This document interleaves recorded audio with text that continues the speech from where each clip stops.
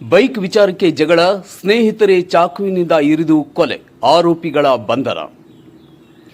Bike ವಿಚಾರಕ್ಕೆ ಯುವಕನನ್ನ ಸ್ನೇಹಿತರೇ ಚಾಕುವಿನಿಂದ ಇರಿದು ಕೊಲೆ ಮಾಡಿರುವ ಘಟನೆ ನಗರದ ಮಾವಿನಕೆರೆ ಬಳಿ ಶುಕ್ರವಾರ ರಾತ್ರಿ ನಡೆದಿದೆ.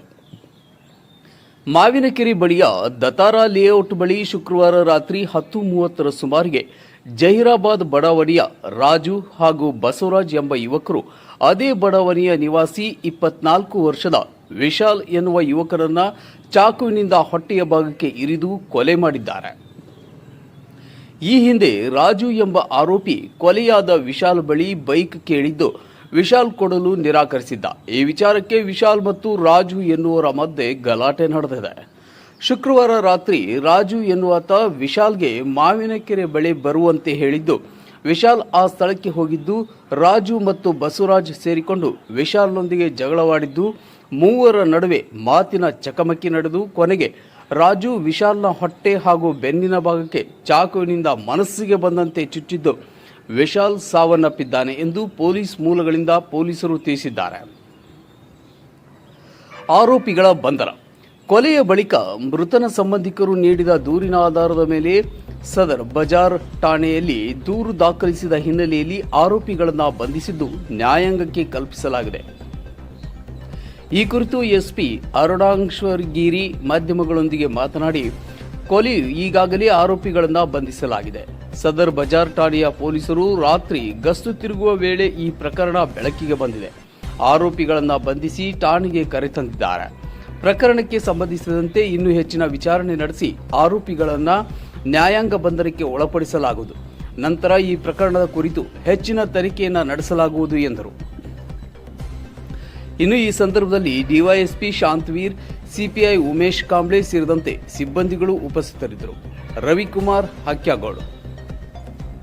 24 ಜನವರಿ 2026 ಮುಂಜಾನೆ ಸುಮಾರು 12 ಗಂಟೆಗೆ ನಮಗೆ ಪೊಲೀಸ್ ಇಲಾಖೆಗೆ ಮಾಹಿತಿ ಬರುತ್ತೆ ಈ ಒಬ್ಬರು ಮರ್ಡರ್ ಆಗಿದೆ ಅಂತ. ಅಲ್ಲಿ ನಮ್ಮ DSP ಅವರು ಮತ್ತು ಸ್ಪಾಟ್ ಮಾಡಿದ್ದಾರೆ.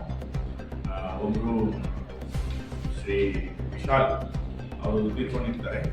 ಆ್ಯಂಡ್ ಅಲ್ಲೇ ನಮ್ಮ ಎಲ್ಲ ಪೊಲೀಸ್ ಅಧಿಕಾರಿಯವರು ಗಸ್ತಲ್ಲಿರುವಾಗ ಇಬ್ಬರು ಆರೋಪಿಗಳು ಶ್ರೀ ರಾಜು ಮತ್ತು ಶ್ರೀ ಬಸವರಾಜ್ ಅವರನ್ನ ಅವಶ್ಯಕತೆ ತೆಗೆದುಕೊಂಡು ಅವ್ರನ್ನ ವಿಚಾರ ಮಾಡಿದಾಗ ಅವರು ಮರ್ಡರ್ ಮಾಡಿದ್ದಾರೆ ಅಂತ ಒಪ್ಕೊಂಡಿರ್ತಾರೆ.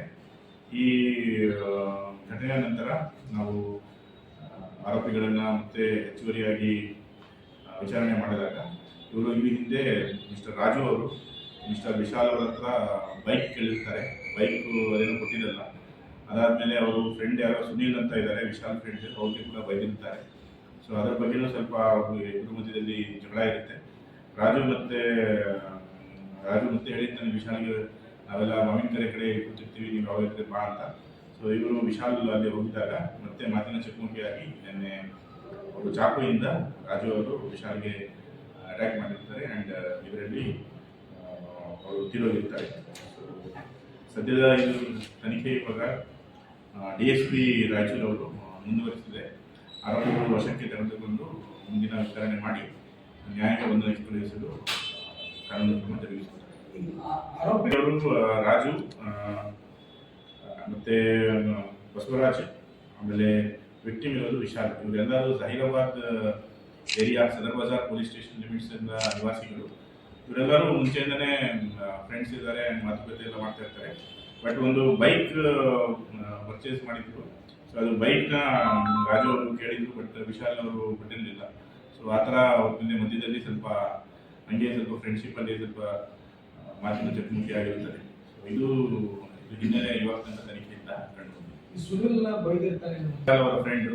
ಸೊ ಇವ್ರಿಗೆ ಅವರು ಹೇಳಿರ್ತಾರೆ, ನೀವು ಯಾಕೆ ಸುನಿಲ್ಗೆ ಬೈದಿದ್ದೀರಾ ಅಂತ ವಿಶಾಲ್ ಅವರು ಕೂಡ ರಾಜುಗೆ ಹೇಳಿರ್ತಾರೆ. ಆವಾಗ ಸ್ವಲ್ಪ ಅವ್ರ ಮಧ್ಯೆ ಸ್ವಲ್ಪ ಇನ್ನೂ ಸ್ವಲ್ಪ ರೈವಲ್ರಿ ಟೈಪು ಡೆವಲಪ್ ಆಗಿದೆ.